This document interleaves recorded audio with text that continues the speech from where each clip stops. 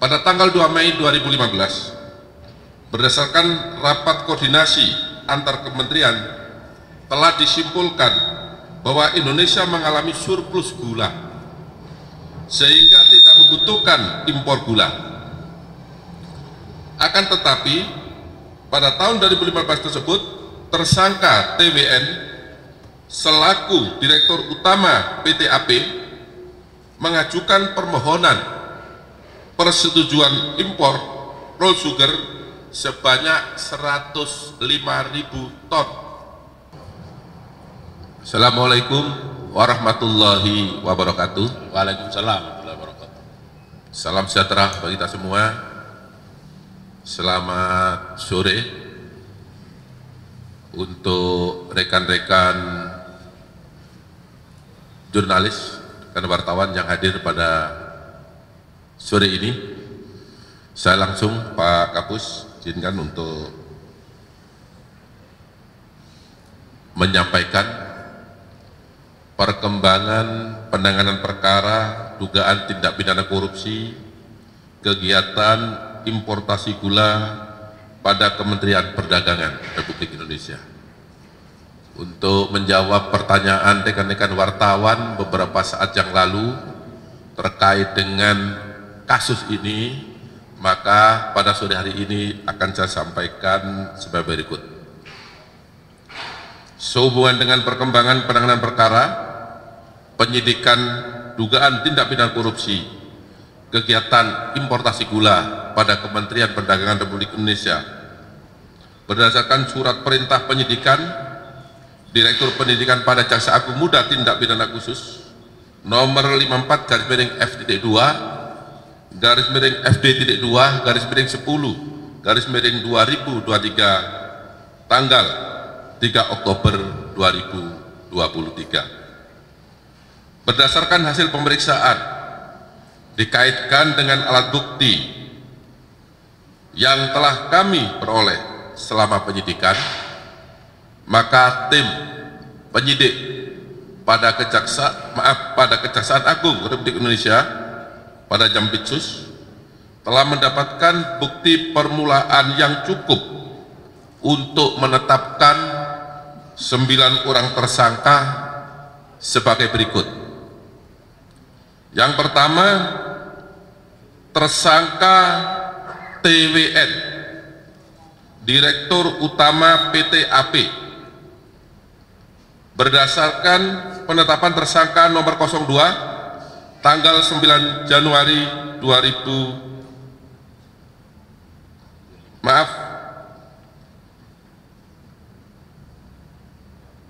berdasarkan surat perintah penyidikan nomor 2/FD-2-01/2025.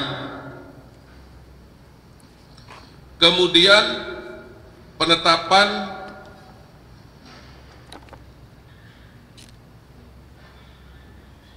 tersangka atas nama WN selaku Presiden Direktur PT AF.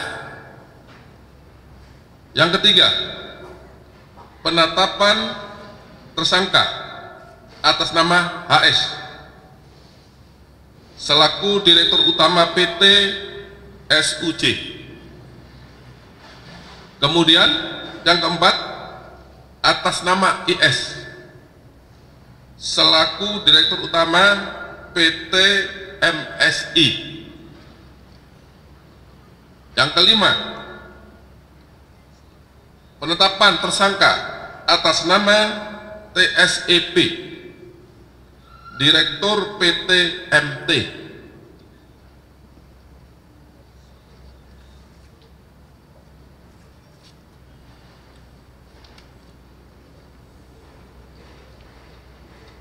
Kemudian tersangka atas nama HAT selaku Direktur PT DSI.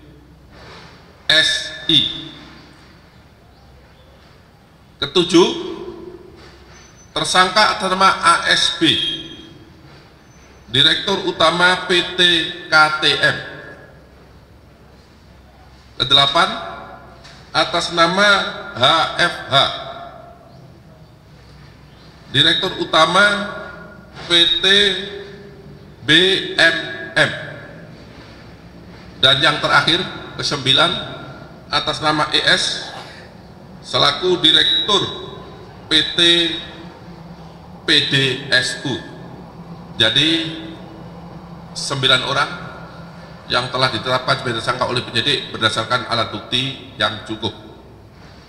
Sedangkan kasus posisi terkait dengan perkara tersebut dapat saya sampaikan sebagai berikut. Pada tanggal 2 Mei 2015, berdasarkan rapat koordinasi antar kementerian, telah disimpulkan bahwa Indonesia mengalami surplus gula, sehingga tidak membutuhkan impor gula. Akan tetapi, pada tahun 2015 tersebut, tersangka TWN selaku Direktur Utama PT AP mengajukan permohonan persetujuan impor raw sugar sebanyak 105.000 ton. Selanjutnya, Menteri Perdagangan saat itu, tersangka TTL, memberikan izin persetujuan impor gula kristal mentah sebanyak 105.000 ton kepada PT AP untuk dikelola dari kristal mentah menjadi gula kristal putih dengan surat persetujuan impor nomor 04.IP.15.0042 tanggal 12 Oktober 2015. Sesuai dengan keputusan Menteri Perdagangan dan Perindustrian nomor 527 tahun 2004, yang diperbolehkan impor gula kristal putih adalah hanya BUMN. Tetapi berdasarkan persetujuan impor yang dikeluarkan oleh tersangka TTL kepada PT AP adalah impor gula kristal mentah GKM. Kemudian gula kristal mentah tersebut dilakukan impor tidak melalui rapat koordinasi atau rakor dengan instansi terkait serta tanpa adanya rekomendasi dari Menteri Perindustrian guna mengetahui kebutuhan gula di dalam negeri. Pada tanggal 28 Desember 2015 telah dilakukan rapat koordinasi bidang perekonomian yang dihadiri oleh kementerian di bawah Kemenko Perekonomian, yang salah satu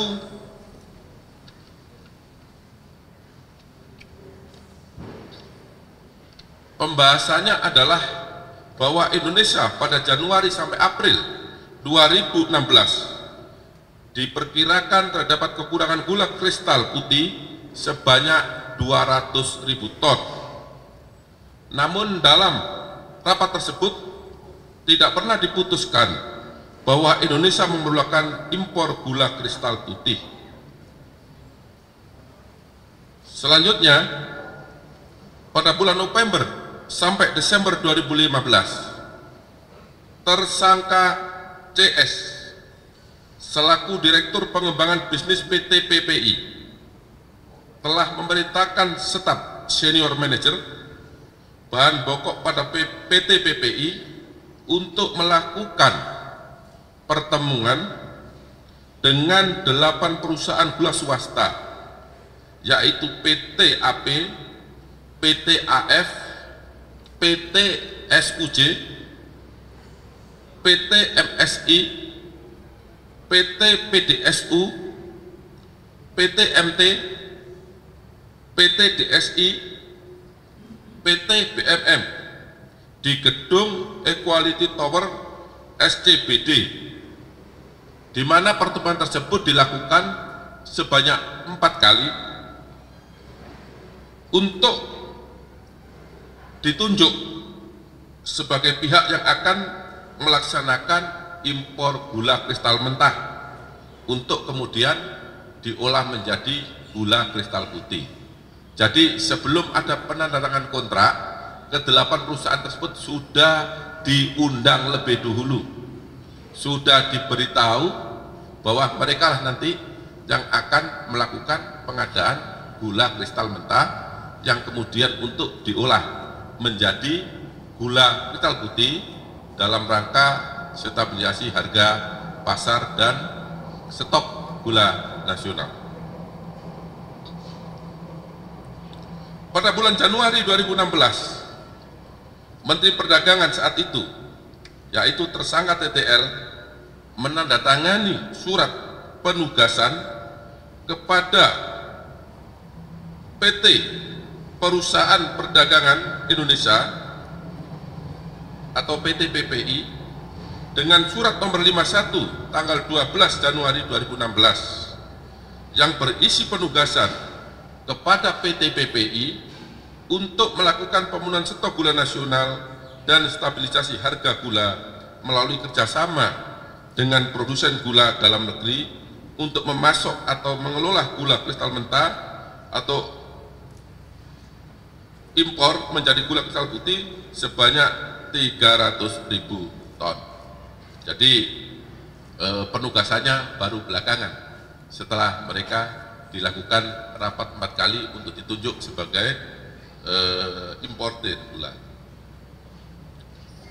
Kemudian PT PPI membuat perjanjian kerjasama dengan 8 perusahaan tersebut, padahal seharusnya dalam rangka pemenuhan stok gula dan stabilisasi harga gula di pasaran yang diimpor adalah gula kristal putih secara langsung dan yang dapat melakukan impor adalah BUMN.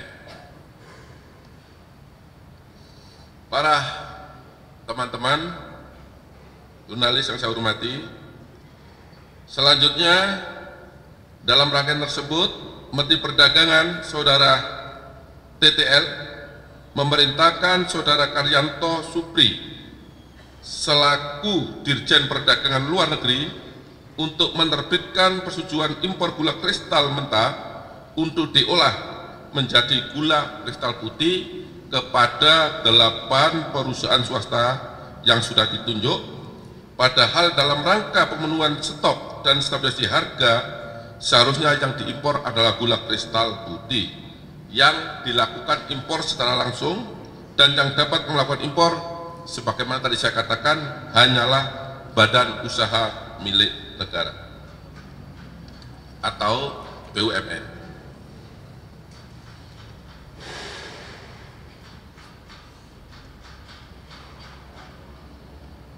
Selain daripada itu, persetujuan impor dari Kementerian Perdagangan tersebut di atas diterbitkan tanpa adanya rekomendasi dari Kementerian Perindustrian serta dilakukan tanpa adanya rapat koordinasi dengan instansi lain yang terkait. Bahwa ke-8 perusahaan swasta yang mengelola GKM menjadi GKP tersebut, izin industrinya adalah produsen gula rafinasi.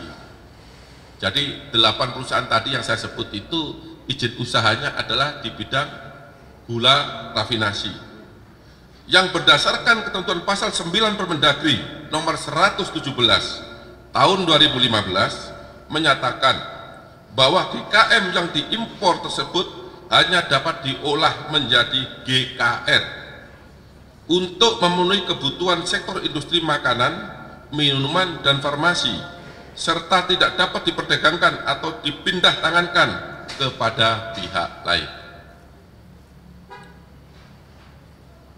Setelah ke-8 perusahaan swasta tersebut mengimpor dan mengelola GKM menjadi GKP, selanjutnya PT PPI seolah-olah membeli gula tersebut, padahal senyatanya gula tersebut dijual oleh perusahaan swasta ke pasaran atau kepada masyarakat melalui distributor yang terafiliasi dengannya dengan harga 16.000 per kilogram, lebih tinggi daripada HET saat itu yang sebesar 13.000 per kilogram, dan penjualan tersebut tidak dilakukan melalui operasi pasar, tetapi dijual langsung di pasaran dengan harga pasar saat itu. Dari pengadaan dan penjualan GKM yang diolah menjadi GKP tersebut, PT PPI mendapatkan fee dari 8 perusahaan yang mengimpor dan mengolah GKM menjadi GKP sebesar Rp105 per kilogram. Kemudian pada tanggal 8 Maret 2016, tersangka TWN selaku Direktur Utama PT AP mengajukan permohonan persetujuan impor roll sugar sebanyak 105.000 ton. Selanjutnya atas permohonan tersebut, Menteri Perdagangan saat itu, yaitu tersangka TTL, pada tanggal dan hari yang sama, jadi permohonan dan persetujuan pada hari yang sama, langsung menerbitkan persetujuan impor gula kristal mentah untuk diolah menjadi gula kristal putih kepada PT AP sebanyak 105.000 ton. Dengan persetujuan impor nomor 04.P-19.16.25 tanggal 8 Maret 2016 tanpa melalui pembahasan rakortas Kemenko Perekonomian yang menyetujui impor GKM tersebut untuk dipergunakan dalam operasi pasar atau stabilisasi harga gula. Bahwa pemberian persetujuan impor juga diberikan tanpa adanya rekomendasi dari Kementerian Perindustrian yang seharusnya sesuai ketentuan pasal 6 Permendagri 117 tahun 2015 yang merupakan salah satu syarat pengajuan permohonan persetujuan impor.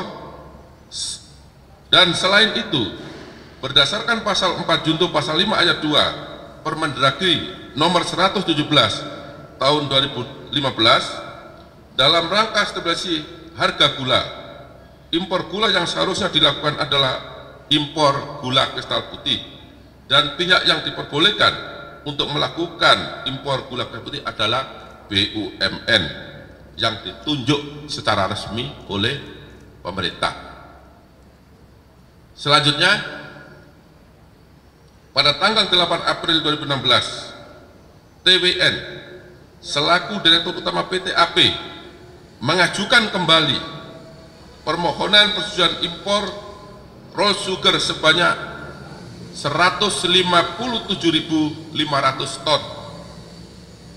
Selanjutnya, atas permohonan tersebut, Menteri Perdagangan saat itu, yaitu tersangka TTL, pada hari dan tanggal yang sama langsung menerbitkan persetujuan impor gula kristal mentah untuk diolah menjadi kristal putih.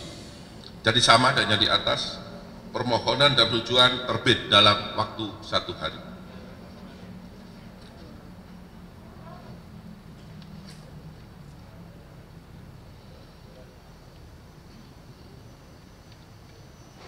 Yang diberikan kepada PT AP sebanyak 157.500 ton dengan persetujuan impor nomor 04.P-69.16.00/2008 tanggal 8 April 2016 tanpa melalui pembahasan rakortas Kemenko Perekonomian yang menyetujui impor GKM tersebut untuk dipergunakan dalam operasi pasar atau stabilisasi harga gula. Bahwa pemberian persetujuan impor tersebut juga diberikan tanpa adanya rekomendasi dari Kementerian Perindustrian yang seharusnya sesuai dengan ketentuan pasal 6 Permendagri 117 tahun 2015 yang merupakan salah satu syarat pengajuan permohonan persetujuan impor. Selain itu, berdasarkan pasal 4 junto pasal 5 ayat 2 Permendagri 117 tahun 2015 dalam rangka stabilisasi harga gula, impor gula yang seharusnya dilakukan adalah impor gula kristal putih, dan pihak yang diperbolehkan untuk melakukan impor gula kristal putih adalah BUMN yang ditunjuk secara resmi oleh pemerintah. Jadi ini sama modusnya dengan yang lain yang di atas tadi, tetapi ini harus saya jelaskan satu persatu karena ini tersangkanya ada 9, Jadi masing-masing melakukan permohonan, melakukan kegiatan importasi gula. Kemudian pada tanggal 28 April 2016, tersangka TWN selaku Direktur Utama PT AP, tersangka WN selaku Presiden Direktur PT AF, tersangka HS selaku Direktur Utama PT SUJ, tersangka IS selaku Direktur Utama PT MSI, tersangka TSEP selaku Direktur PT MT, tersangka HFH selaku Direktur PT BMM, tersangka ES selaku Direktur PT PDSU, dan PT DUS mengajukan permohonan persetujuan impor raw sugar dengan total sebanyak 200.000 ton. Selanjutnya atas permohonan tersebut, Menteri Perdagangan saat itu yaitu tersangka TTI memerintahkan Saudara Karyato Supri selaku PLT Dirjen Perdagangan Luar Negeri untuk menerbitkan persetujuan impor gula kristal mentah untuk diolah menjadi gula kristal putih kepada 8 perusahaan sebagaimana yang telah saya sebutkan tadi di atas.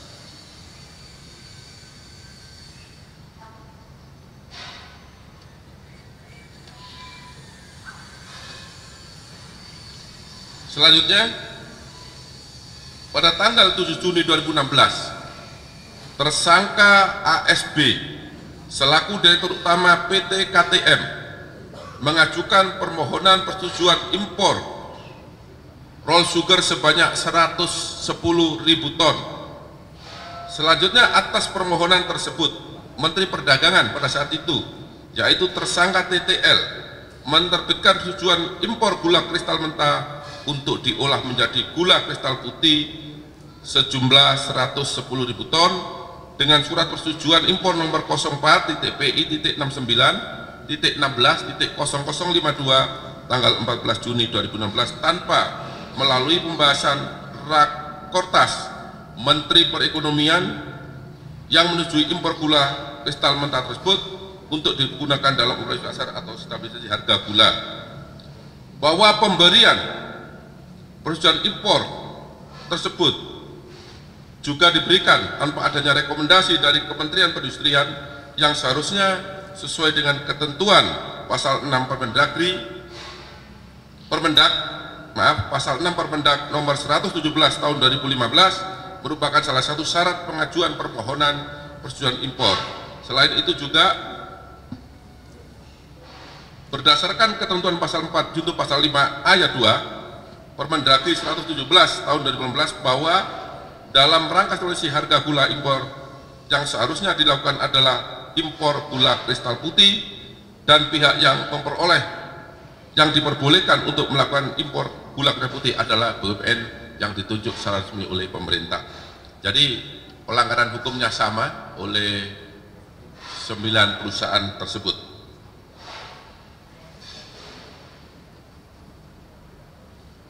Selanjutnya yang terakhir tanggal 29 Juni 2016, tersangka HFH selaku Direktur Utama PT BMM memerintahkan Alberti J. Tobubu selaku Direktur PT BMM untuk mengajukan permohonan persetujuan impor raw sugar sebanyak 20.000 ton. Selanjutnya atas permohonan tersebut, Menteri Perdagangan saat itu tersangka TTL memerintahkan Saudara Karyoto Supri selaku PLT Dirjen Perdagangan Luar Negeri untuk menerbitkan persetujuan impor gula kristal mentah untuk diolah menjadi gula kristal putih sebanyak 20.000 ton. Pemberian tersebut tanpa melalui pembahasan Rakortas Kemenko Perekonomian sama sebagaimana yang telah saya sebutkan tadi di atas, bahwa dengan adanya penerbitan persetujuan impor gula kristal mentah menjadi gula kristal putih oleh Menteri Perdagangan saat itu Saudara TTL selaku tersangka kepada para tersangka yang merupakan pihak swasta sebagaimana saya sebutkan 9 orang tersebut di atas, menyebabkan tujuan stabilisasi harga dan pemenuhan stok gula nasional dengan cara operasi pasar pada masyarakat tidak tercapai.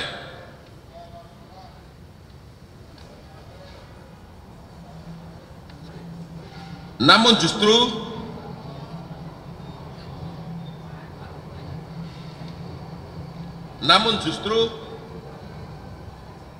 memberikan keuntungan kepada para pihak swasta dan mengakibatkan kerugian keuangan negara.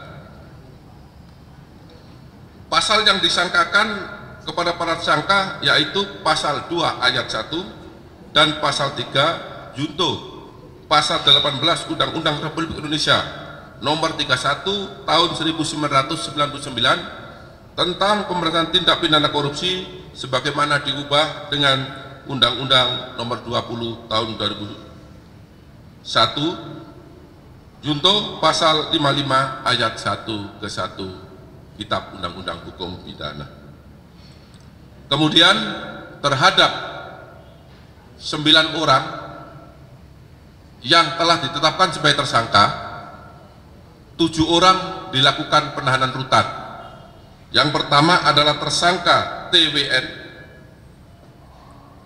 ditahan untuk 20 hari ke depan, akan dilakukan penahanan di Rutan Salemba, Cabang Kejaksaan Agung. Kemudian untuk tersangka WN sama, ditahan 20 hari ke depan, dilakukan penahanan di Rutan Salemba, Cabang Kejaksaan Negeri Jakarta Selatan. Yang ketiga, tersangka HS dilakukan penahanan 20 hari ke depan di Rutan Salemba, Cabang Kejaksaan Negeri Jakarta Selatan. Kemudian yang keempat, tersangka IS ditahan 20 hari ke depan, dilakukan penahanan di Rutan Salemba, Cabang Kejaksaan Negeri Jakarta Selatan. Kemudian tersangka TSEP dilakukan penahanan selama 20 hari ke depan di Rutan Salemba, Cabang Kejaksaan Agung Republik Indonesia. Kemudian keenam, tersangka HFH ditahan 20 hari ke depan di Rutan Salemba, Cabang Kejaksaan Negeri Jakarta Selatan. Dan yang terakhir ketujuh yaitu atas nama ES ditahan 20 hari ke depan di Rutan Salemba, Cabang Kejaksaan Agung Republik Indonesia. Sedangkan untuk 2 tersangka yang telah dipanggil dengan patut hari ini tidak hadir, yaitu atas nama tersangka HAT dan atas nama ASB, saat ini dilakukan pencarian oleh tim penyidik untuk diketahui, untuk dicari di mana mereka saat ini. Demikian yang dapat saya sampaikan perkembangan penanganan penyidikan terkait dugaan tindak pidana korupsi impor gula pada Kementerian Perdagangan Republik Indonesia. Saya akhiri dan saya mohon maaf apabila ada kata-kata yang kurang jelas, yang kurang dimengerti. Saya mohon maaf. Wabillahi taufiq wal hidayah. Wassalamualaikum warahmatullahi wabarakatuh.